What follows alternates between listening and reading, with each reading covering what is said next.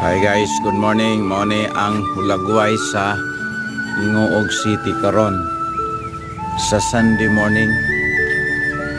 Muna ang katinaw sa langit og ang palibot sa Hingoog City gipalibutan kini sa duha ka mga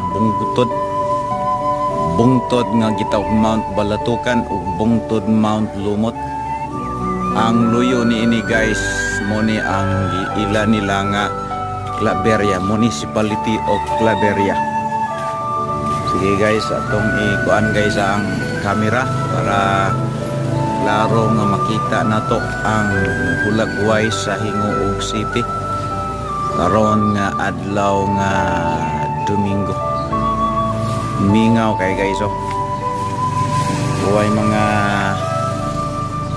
tao. Okay guys.